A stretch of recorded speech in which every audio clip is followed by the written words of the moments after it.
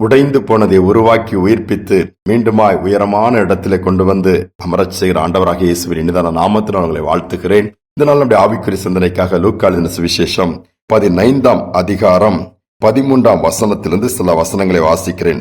சில நாளைக்கு பின்பு இளைய மகன் எல்லாவற்றையும் சேர்த்து கொண்டு தூர தேசத்திற்கு புறப்பட்டு போய் அங்கே துன்மார்க்கமாய் ஜீவனம் பண்ணி தன் ஆஸ்தியை அழித்து போட்டான்.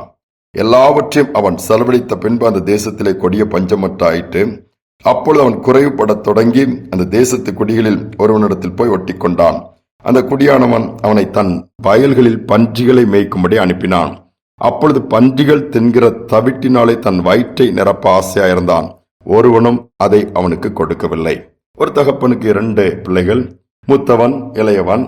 2 பேருமே அழகாக வாழ்க்கை நடத்திட்டு இருக்கிறாங்க. பெஸ்டான ஒரு நிலைமையில் அந்த தகப்பன் அவர்களை வைத்து பராமரித்து வருகிறான். இளையமகனுக்கு ஒரு சின்ன ஆசை, எல்லாவற்றையும் சொத்தை வாங்கி பிரித்து கொண்டு வெளி தேசத்திற்கு போய் வெளியிடத்தை தூரமாக போய் பெரிய பிசினஸ் மேக்னட் அல்லது பெரிய ஆள் ஆகணும்னு விருப்பம். தூரதேசமாய் போகிறான். அங்கு எல்லாவற்றையும் அழித்து போடுகிறான். துன்மார்க்கமான ஒரு ஜீவியம் அவனுக்குள் வந்து விடுகிறது. பாதை மாறுகிறது, தடம் மாறுகிறது, எல்லாவற்றையும் இழந்து தடுமாறுகிறான். கடைசியில் பன்றிகளை மேய்க்கிற ஒரு வேலைதான். ஒஸ்ட் கண்டிஷனுக்கு போயிட்டான். பெஸ்ட்ல இருந்து ஒஸ்டா போய் பன்றிகள் தின்கிற தவிடு கூட கிடைக்கல. பாருங்க, வாழ்க்கையில எல்லாம் முடிஞ்சு போச்சு. இனி அவ்வளவுதான். மீண்டுமா பழைய பொசிஷனுக்கு வர முடியுமா? தன் வீட்டில் இருந்த அந்த நிலைமைக்கு வர முடியுமான கேள்விக்குறிதான். ஆனால் அவன் ஒரு நாள் புத்தி தெளிந்தவுடன் தன் தகப்பன் வீட்டை நினைத்து பார்க்கணும். எவ்வளவு உயரமா, எவ்வளவு உன்னதமா, எவ்வளவு மகிமையா என் வாழ்க்கை இருந்துச்சு.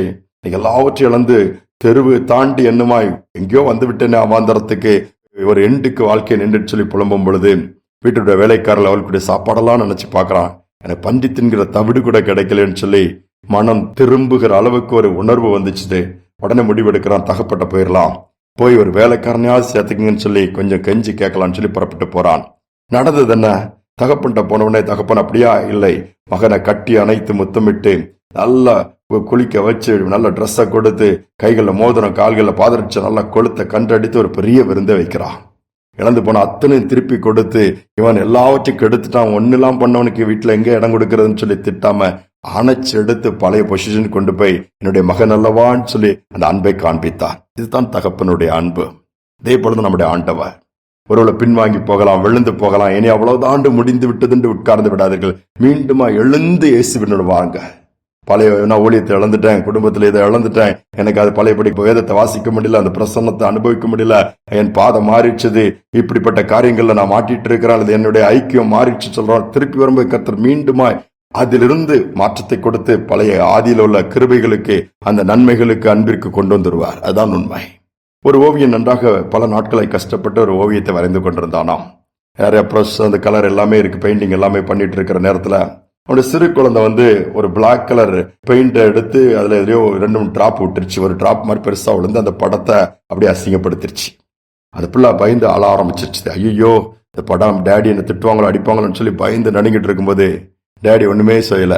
சத்தம் போடாம அவனை திட்டாம சிரிச்சுட்டே அந்த பிரஷ் எடுத்து அந்த கருப்பு பெரிய லெவல்ல விழுந்த அந்த டாட் அதை எடுத்து அழகா அப்படி டிசைன் பண்ண ஆரம்பிச்சார். அந்த ஓவியத்துக்குள்ள அதை ஒரு பறக்கிற கழுகினுடைய நிழல் எப்படி இருக்கும் அந்த மாதிரி அதை அப்படி ஆக்கிட்டாராம். அந்த ஓவியத்தோடு இந்த ஒரு காரியத்தை எடுத்து அந்த ஓவியம் இன்னும் அதிகமாக அழகாக வர ஆரம்பித்து விட்டதாம்.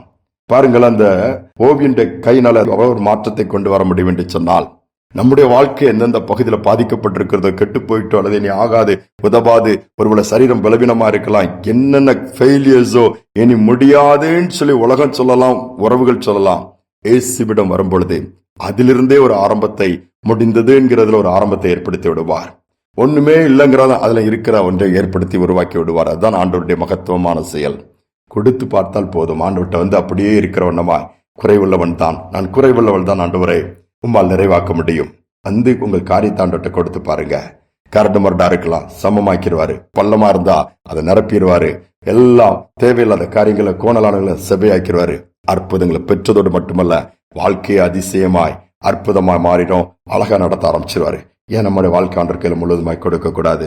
இந்த நாள்ல கொடுத்து ஜெபிப்போம். எழுந்து தகப்பனிடத்தில் அந்த இளையகுமாரன் போனது போல நாமும் கர்த்தருடைய சமூகத்துக்குள்ள கட்டி சேர்வோம். அவரோடு இணைக்கும் பொழுது நிச்சயமாகவே தேவையில்லாத எல்லாம் நம்மை விட்டு விலகிவிடும். தேவையான அனைத்து நம்மில் உருவாகிவிடும். ஜெபிப்போம். அன்பின் தகப்பனே, புதிய நாளை கொடுத்த கிருபைக்காக நன்றியப்பா. எல்லாவற்றையும் இழந்து கட்டுப்போன சூழ்நிலையில ஒஸ்ட் கண்டிஷன்ல இருந்த இளையகுமாரன் அந்த தகப்பன் எப்படி மீண்டுமாய் பெஸ்டா கொண்டு வந்தது போல நீங்களும் எங்களுக்கு செய்ய வல்லவராய் இருப்பதற்காய் ஸ்தோத்திரம். எல்லாமே போயிடுச்சுன்னு சொல்லுற பிள்ளைகளுக்கு கூட இனி அவ்வளவுதான் இல்ல, கரத்தை பிடிச்சு தூக்கி மீண்டுமாய் கண்மலின் மேல் நிறுத்துவீராக, கண்ணீரை துடைப்பீராக, கரம் பிடித்து நடத்துவீராக, பெரிய காரியங்களை செய்வீராக. இதனால் முழுவதும் கரம் இருக்கட்டும். இழந்து போன கிருபைகளை மீண்டுமாய் திருப்பிக் கொள்ளுகிற, பெற்றுக் கொள்ளுகிற, அதனால் நிரப்பப்படுகிற ஒரு நாளாக இன்னைக்கு மாற்றிக் கொடுங்க. பெரிய காரியங்களை செய்யுங்க. துதிகன மகிமைக்கு செலுத்துகிறோம் இயேசுவின் நாமத்தில் பிதாவே, ஆமென், ஆமென். எந்த சூழல் இருந்தாலும் குற்ற உணர்வோடு இருக்கலாம், பின்வாங்கி இருக்கலாம், மீண்டுமா கர்த்தர் பக்கம் திரும்புவோம், எழுந்து கர்த்தரிடத்தில் போவோம். நிச்சயமாகவே கர்த்தர் நம்மை புறம்பே தள்ள மாட்டார், மாறாக ஏற்றுக்கொண்டு எல்லாவற்றிலும் மாற்றத்தை கொடுத்து ஒரு ஏற்றத்தை நம்முடைய வாழ்க்கையில் ஏற்படுத்தி கொடுப்பார். இந்த சிந்தனையோடு இந்த நாளை தொடருவோம். மீண்டுமாய் நாளை தினம் சந்திப்போம்.